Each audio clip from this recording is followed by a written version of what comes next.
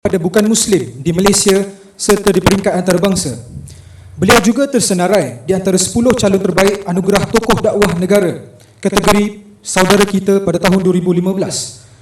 Beliau juga tersenarai di antara protege Dr. Zakir Naik, iaitu seorang pendakwah terkenal antarabangsa.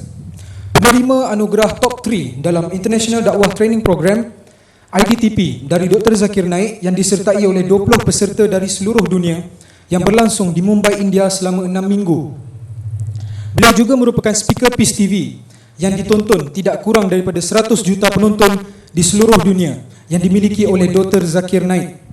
Pengacara program Tetamu Masjid Cina di TV Al-Hijrah, pengacara program Dialog Harmoni di TV Al-Hijrah, panelis program Rancangan Persepsi dan Pentas Dakwah di TV Al-Hijrah, pengacara program dakwah berbahasa Cina Hikmah serta terbitan Jakim di TV 2, tetamu jemputan program Selamat Pagi Malaysia TV1, panelis program Himpunan Murabbi di Astro Oasis, penceramah tetap Al-Hidayah di Radio KLFM, kolumnis ruangan bicara dakwah untuk majalah AI yang diterbitkan setiap bulan, panel penasihat akidah mengendalikan kes murtad di Jabatan Mufti Negeri Selangor. Beliau juga merupakan salah seorang daripada Esko Majlis Dakwah Negara, timbalan pengurusi Sekretariat Dakwah Negeri Selangor. Juga beliau adalah seorang trainer kursus metodologi dakwah MRM di dalam dan di luar negara. Dipersilakan saudara Firdaus Wong Wai Hong, insyaAllah.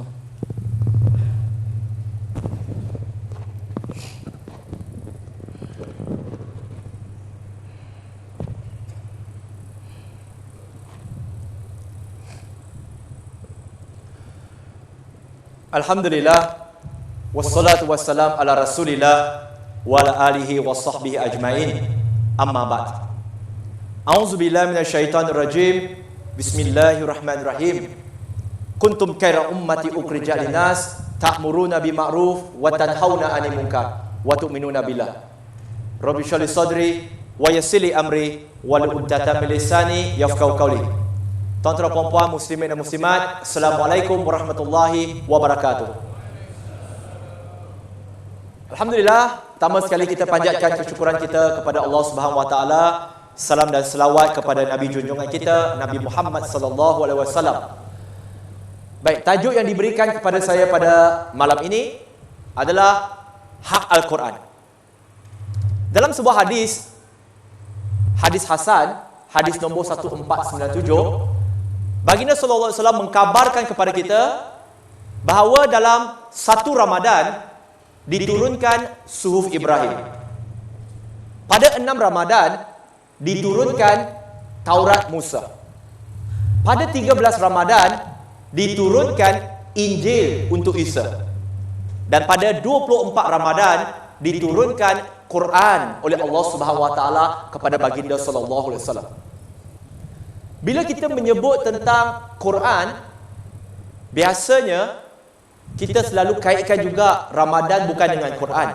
Kita sering kali mengaitkan Ramadan dengan puasa. Tetapi bulan Ramadan adalah satu-satunya bulan yang Allah Subhanahu wa taala sebut dalam Quran, iaitu dalam surah Al-Baqarah surah kedua ayat 185. Jadi, apa yang perlu kita bincangkan dan apa yang kita akan kongsikan pada malam ini adalah hak Al-Quran terhadap kita. Sebagaimana kita mengetahui dalam Islam, Allah Subhanahu wa taala mempunyai hak ke atas kita sebagai muslim. Hamba-Nya juga mempunyai hak ke atas Allah. Jiran tetangga mempunyai hak, isteri mempunyai hak, suami mempunyai hak, anak mempunyai hak, malahan jalanan juga mempunyai haknya. Jadi apakah hak Al-Quran? Memandangkan masa amat mencemburui kita akan pergi kepada secara point form. Ada 5 hak Al-Quran terhadap kita. Yang pertama, iaitu untuk diimani. Bila kita kata kita beriman kepada Quran, cara kita beriman kepada Quran perlulah selari sebagaimana pemahaman Nabi sallallahu alaihi wasallam serta para sahabat radhiyallahu anhum. Kita lihat bagaimana mereka beriman. Mereka beriman bahawa Quran adalah kalam Allah, bukannya makhluk Allah. Kerana ada aspek, ada golongan yang mengaku Muslim mengatakan Quran itu adalah makhluk Allah. Nauzubillah. Dan apabila kita kata kita beriman kepada Quran, kita perlu beriman kepada Quran tanpa ada sebarang keraguan, walaupun satu. Sebagaimana firman-Nya dalam surah Al-Baqarah surah kedua ayat 1 dan kedua. Alif Lam Mim, zalika kitabul la raiba fihi hudal lil muttaqin. Alif Lam Mim. Sesungguhnya di dalam kitab Al-Quran ini tiada keraguan padanya untuk mereka yang bertakwa. Sebagai contoh, kita yakin dan kita tahu adalah satu sunnatullah bahawa kehidupan kita di dunia adalah satu ujian. Sebagaimana firman-Nya dalam surah Al-Ankabut surah ke-29 ayat kedua dan surah Al-Mulk surah ke-67 ayat yang kedua. Hidup ini adalah satu ujian. Maka kita tahu kita pasti akan menerima ujian. Tetapi apakah reaksi kita apabila menerima ujian? Adakah kita mengadu, ya Allah, kenapa aku? Daripada berbilion-bilion manusia, kenapa aku yang diuji? Kenapa tidak lain? Persoalan ini tidak boleh wujud dalam seorang yang beriman kepada Al-Quran. Kerana dengan setiap ujian, Allah juga menjanjikan dalam surah Al-Insyirah, surah ke-94 ayat 5 dan 6. Fa inna ma'ul yusri yusra. Inna ma'ul yusri yusra. Setiap kesulitan itu ujian. Pasti ada kesenangan, pasti ada kemudahan. Allah menjanjikan kepada kita. Jikalau kita beriman kepada Quran, maksudnya apabila ada ujian, kita sepatutnya bersyukur kerana kita tahu ujian ini akan disusuli dengan kesenangan dan bukannya mengeluh, ya Allah, kenapa aku? Dan begitu juga dalam Quran, kita baca dalam surah Al-Baqarah surah kedua ayat 268. Dalam ayat itu Allah memberitahu kepada kita bahawa syaitan menjanjikan kefakiran untuk kamu, kemiskinan untuk kamu, tak kala kamu ingin melakukan kebaikan. Syaitan akan bijak. Dia akan kata, kamu ni miskin, kamu ni tak ada duit, kamu nak buat baik lagi. Tetapi sambungan ayatnya, ini janji Allah. Tetapi Allah menjanjikan limpah kurnia untuk kamu. Mana satu yang kamu pilih? Kefakiran untuk ikut bisikan iblis ataupun limpah kurnia daripada Allah Subhanahu Wa Taala? Dan bila kita kata kita beriman kepada Al-Quran, kita perlu juga ketahui bahawa Al-Quran tidak seperti wahyu yang terdahulu.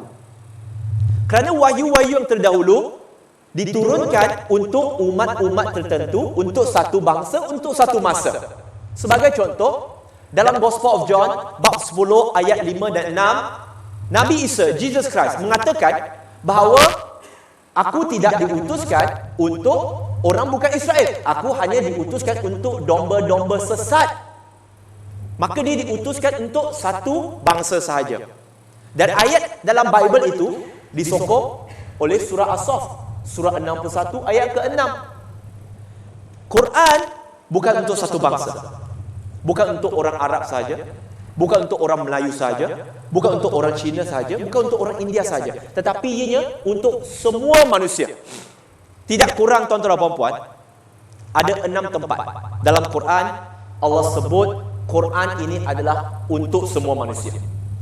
Di dalam surah Al-Baqarah surah kedua ayat 185, surah Al-Imran surah ketiga ayat 138, surah Ibrahim surah 14 ayat pertama, surah Ibrahim surah 14 ayat 52, surah Al-Furqan surah 25 ayat pertama, serta surah Al-Zumar surah 39 ayat 41. Bahawa Quran ini adalah hudalinas wa bainatin minal huda wal furqan. Ianya adalah petunjuk untuk manusia. Mungkin tuan-tuan dan puan-puan bukan kali pertama mendengar saya di sini. Kerana mengikut pengalaman saya, apabila kami mengedarkan terjemahan Al-Quran percuma kepada orang yang belum Muslim, yang banyak menentang adalah orang Islam. Kerana mereka mengatakan Quran ini adalah untuk orang Islam sahaja. Tetapi bila lihat dalam Quran, Allah kata huda linas untuk manusia. Dan memandangkan Quran adalah wahyu yang terakhir daripada Allah, maka kita juga perlu beriman bahawa Quran ini Allah akan peliharanya daripada sebarang penyelewengan. Tidak seperti dalam kitab-kitab terdahulu. Sebagaimana firman-Nya dalam surah Al-Hijri surah 15 ayat 9. Inna nahnu nazzalna dzikra wa inna lahu lahafizun. Sesungguhnya kamilah yang menurunkan az-zikra ini, yakni Quran, dan kamilah yang akan memeliharanya. Ini adalah chop warranty, garanti daripada Allah Subhanahu wa taala bahawa Allah sendiri yang akan memeliharanya, bukan manusia. Allah yang akan memeliharanya. Yang pertama. Hak Quran yang kedua adalah untuk dibaca. Wahyu yang terakhir, wahyu yang pertama Allah Subhanahu wa taala turunkan kepada Nabi sallallahu alaihi wasallam adalah surah Al-Alaq, surah ke-96 ayat pertama hingga kelima. Iqra bismi rabbikal ladzi khalaq. Iqra, bacalah dengan nama Tuhanmu yang menciptakan. Dan kalau tuan-tuan puan-puan perasan, dalam 5 minit pertama tadi, apabila saya sebut Islam, bila saya sebut Quran, bila saya sebut hadis, bila saya kata agama Islam, saya akan sebut qala Allah dan qala Rasulullah sallallahu alaihi wasallam. Saya tak boleh sebut pendapat saya, sebab pendapat saya tak ada nilai di sisi Islam, melainkan ianya bertepatan dengan Al-Quran dan As-Sunnah. Jadi Iqra, baca. Ini sebenarnya tuan-tuan dan puan, kita semua maklum bahawa di akhirat perkara pertama yang kita akan dipersoalkan ialah solat. Tetapi kenapa Allah tak turunkan ayat solat dulu? Ya ayyuhal muzammil qum min laila illa qalila. Wahai kamu yang berselimut, bangkitlah dan solat. Tapi Allah turunkan Iqra. Indikasi untuk kita sebagai umat Nabi sallallahu alaihi wasallam, iaitu ilmu mendahului amalan kita. Dalam surah Isra, surah 17 ayat 36, Allah bertanya kepada kita, mengapakah kamu melakukan sesuatu yang kamu tiada ilmu tentangnya? Saya bagi contoh. Di sini saya percaya majoriti kita ada rakan yang belum beragama Islam, betul? Cuba tanya kepada mereka, kenapa mereka melakukan ibadah sedemikian? Mengapa mereka buat begini? Mengapa mereka buat begini? Apa jawapan mereka? Jawapan mereka ialah, orang lama sudah buat, kita ikut sahaja. Kalau hari ini kita jawab benda yang sama, apa beza di antara kita sebagai Muslim dengan mereka? Sama sahaja. Sebab mereka ikut-ikutan. Dan kita lihat Allah dah jawab dah dalam surah Al-Baqarah surah kedua ayat 170 serta surah Al-Zukhruf surah 43 ayat 23 dan 24, bahawa mereka ikut nenek moyang walaupun nenek moyang mereka tak diberikan wahyu daripada Allah Subhanahu wa taala. Baca. Dan bila kita sebut hak Quran adalah untuk dibaca, baca, jadikan Quran itu pendamping kita, pentambing kita. Contoh, orang yang pandai membaca, Allah Subhanahu wa taala baginya 1 pahala. Itu dalam Sahih Bukhari. Tetapi untuk orang yang tak pandai membaca, setelah dia berusaha, apa dia dapat? Dia dapat berapa? Dia dapat 2 pahala. Ini tak bermaksud tuan-tuan dan puan-puan yang dah pandai membaca, buat-buat tak pandai semata-mata nak buat 2. Tak begitu. Galakan daripada Nabi SAW, baca. Suruh kita baca Quran. Kita ambil contoh. Saya Cina. Mungkin Cina ni Cina lain sikit. Pelat kurang. Betul? Kalau sahabat kita Cina yang lain, kalau mereka sebut durian, mereka sebut durian ke lulian? Rambutan tu rambutan ke lambutan? Lambutan, mereka pelat. Kalau ada Cina yang masuk Islam, ada India yang masuk Islam, perlu faham, Cina lidah dia keras sikit, tak macam orang Melayu lidah lembut. Siapa yang pernah mendidik mu'alaf dia tahu. Ajarlah mu'alaf baca surah Al-Fatihah. Bila sampai kepada iyyaka na'budu wa iyyaka nasta'in, dia baca apa? Dia baca iyyaka ta'budu iyyaka nasta'in. Itu mereka baca. Tanya mereka yang mengajar mu'alaf. Tetapi tuan-tuan puan-puan, mereka berusaha, mereka dapat 2. Sama juga untuk tuan-tuan puan-puan mungkin yang dah lanjut usia, kata, brother, tak beranilah nak jadi imam kat rumah, brother. No problem. Nabi suruh kita baca, kamu dapat 2. Usaha. Itu hak Quran yang kedua. Yang ketiga, hak Quran adalah untuk difahami. Dalam sebuah hadis dalam riwayat Bukhari, hadis nombor 69, Nabi SAW mengatakan, barang siapa yang Allah Subhanahu wa taala kehendaki kebaikan untuknya, Allah jadikannya faqih dalam agama, faham agama. Tadi kita sebut Quran perlu faham, tidak diturunkan untuk dijadikan perhiasan di rumah kita. Quran tidak diturunkan sebagai hantaran perkahwinan kita. Quran ada hak dia. Quran bukan digantung di kedai makan ayat 1000 dinar, tetapi ayat 1000 dinar itu untuk dibaca. Dan Quran ini juga haknya adalah untuk difahami. Bayangkan tuan-tuan dan puan-puan, 17 kali sehari dalam solat kita minta Allah, ihdinas siratal mustaqim. Ya Allah, bimbing kami ke jalan yang lurus. Bayangkan kalau Quran yang kita baca ini kita tak faham, adakah dia dapat menjadi pembimbing untuk kita? Saya bagi contoh. Sebab puan-puan di belakang jauh saya tak nampak. Saya tanya tuan-tuan. Tuan-tuan saya percaya ada bakat memasak, betul? Boleh memasak? Maggi boleh lah kan? InsyaAllah. Tuan-tuan boleh tak tolong saya masak masakan Perancis? Ada kesukaran? Tak apa, saya bagi buku resepi masakan Perancis. Boleh masak? Boleh. Tapi buku masakan tu dalam bahasa Perancis. Tak boleh? Tak apa, Brother Firdaus tolong. Saya bagi buku resepi masakan Perancis dalam bahasa Melayu ataupun bahasa English. Boleh masak ke? Boleh. Kenapa tadi tak boleh, sekarang boleh? Sebab faham. Bayangkan, kita buat kenduri pulut kuning dah berapa kali dah? Kalau orang Melayu dia faham. Bila saya sebut topik ini, saya bentangkan topik ini untuk orang-orang dalam bahasa English, untuk orang luar negara, dia tak faham apa itu kenduri pulut kuning. Orang Melayu dia faham. Maksudnya dah khatam Quran. Tetapi berapa ramai di antara kita mengambil inisiatif untuk mengkhatam Quran terjemahan? Bahasa Melayu, bahasa English, bahasa yang kita faham. Bayangkan, kalau dalam hutan belantara kita tersesat, kita ada peta dan kompas, tapi kita tak faham peta dan kompas, kita boleh terselamat keluar? Tak dapat, susah. Bayangkan sekarang Allah Subhanahu Wa Taala kasih sayangnya kepada kita, menurunkan Al-Quran ini kepada kita agar kita semua dapat ke jannah. Allah sebut dalam surah Yunus, surah ke-10 ayat 25, Allah menyeru manusia ke Darussalam. Allah seru. Tetapi bagaimana kita dapat ke jannah kalau Quran yang kita baca kita tak faham? Tetapi insya-Allah, jikalau kita mengambil inisiatif membaca terjemahan Al-Quran dalam bahasa yang kita faham, terjemahan bukan Quran, tetapi itu pemilihan perkataan oleh penterjemah, sekurang-kurangnya 60 hingga 70% daripada isi Al-Quran kita akan faham. 60 hingga 70% pas ke tak? Pas. Maksudnya bila pas, boleh ke jannah ke tak? Boleh. Kalau nak ekstra, nak dapat A, boleh. Tingkatkan usaha lagi. Tapi 60-70% insya-Allah boleh pas. Itu hak Quran yang ketiga.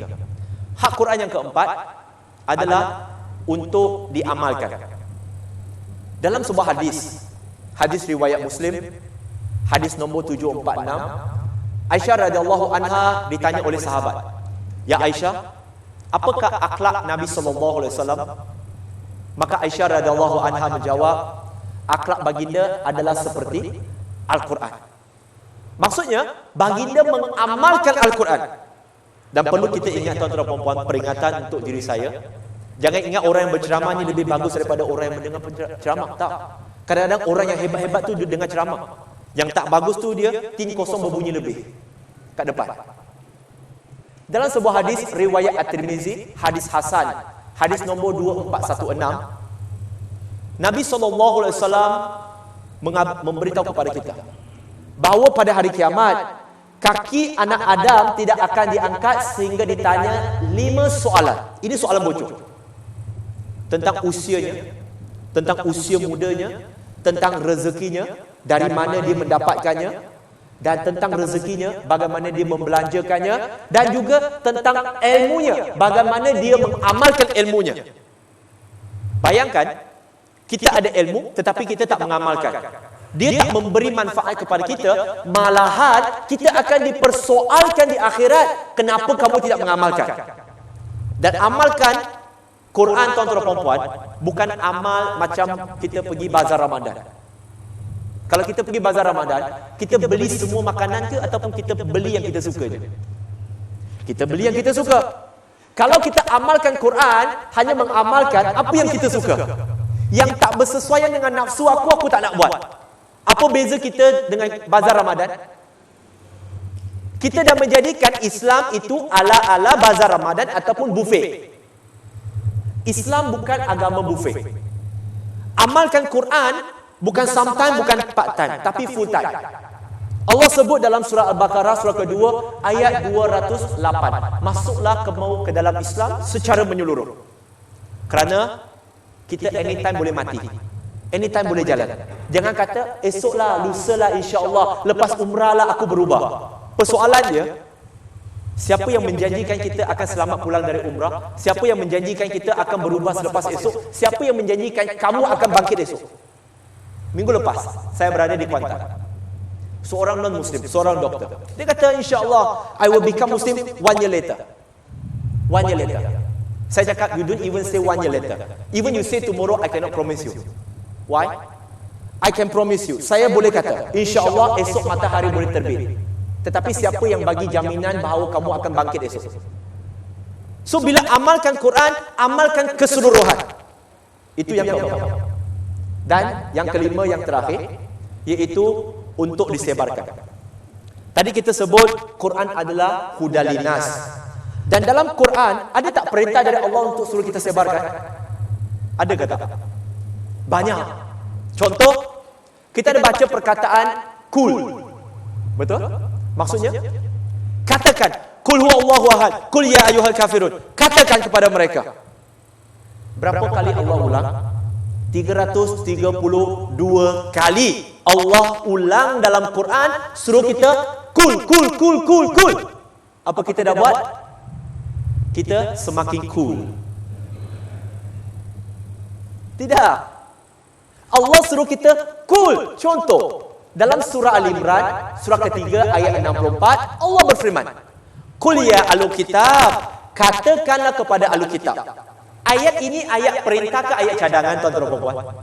Allah sedang mencadangkan kepada kita ataupun sedang memerintahkan kita? Perintah. Qul ya ahlul kitab, katakan kepada ahlul kitab, ta'alau ila kalimatin sawain bainana wa bainakum. Datang kepada persamaan antara kami dengan kamu. Allah suruh kita cari persamaan dengan mereka. Apa persamaan dia? Allah suruh kita cakap dengan ahlul kitab, ala na'budu illallah, kita hanya menyembah Allah, wala nusyrika bihi syai', kita tidak menyekutukan Allah, wala yatakiza ba'duna ba'dan arbaba min dunillah, dan kita tidak menjadikan sebahagian antara kita sebagai sekutu di sisi Allah. Dan Allah juga tahu bila kita sebarkan Quran, kita sebarkan Islam, ada tentangan tak? Ada. Ada orang terima? Ada. Ada orang menolak? Ada. Sebab itu Allah sebut, fa in tawallaw, jikalau mereka berpaling, faqulu syahadu, dan katakanlah bi anna muslimun, aku adalah seorang muslim. Dan tuan-tuan dan puan, masa amat mencemburu kita.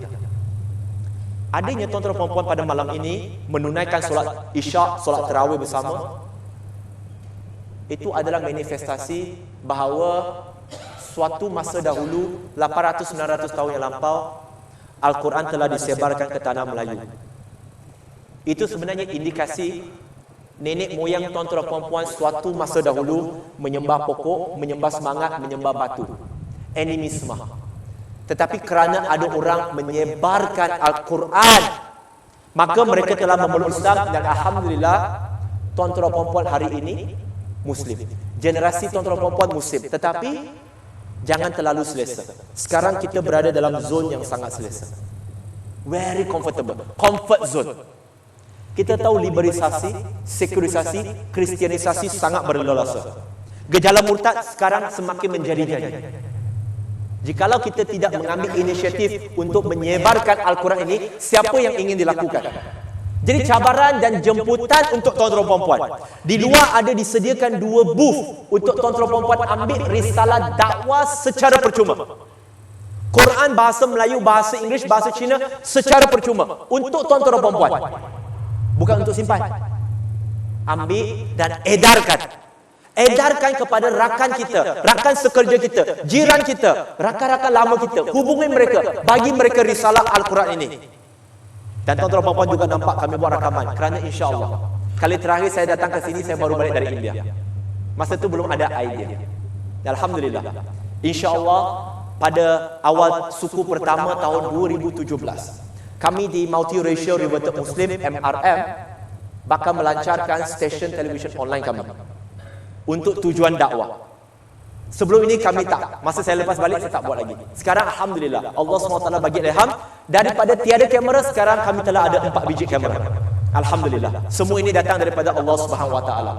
Jadi tuan-tuan dan puan-puan, sebagai kesimpulan, 5 hak Al-Quran yang perlu kita tunaikan tanpa satu pun pengecualian, iaitu kita beriman, kita membaca, kita memahami, kita mengamalkan dan menyebarkan. Dan saya memulakan tazkirah saya tadi dengan surah Al-Imran, surah ketiga ayat 110. Kuntum khaira ummati ukhrijat linas ta'muruna bil ma'ruf wa tanhauna 'anil munkar wa tu'minuna billah. Allah bagi penghormatan kita umat yang terbaik. Tapi hari ini kita tahu hakikatnya kita jauh daripada yang terbaik.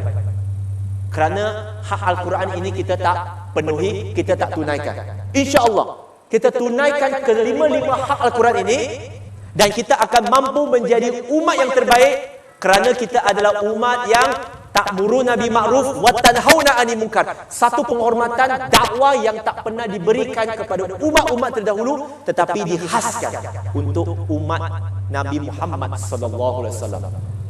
Semoga Allah Subhanahu wa taala memberi kekuatan kepada kita untuk menunaikan setiap hak Al-Quran ini dan istiqamah dalamnya, dan Allah Subhanahu wa taala mematikan kita dalam keadaan iman kita yang tertinggi dalam husnul khatimah. Wa akhiru da'wana assalamualaikum warahmatullahi wabarakatuh.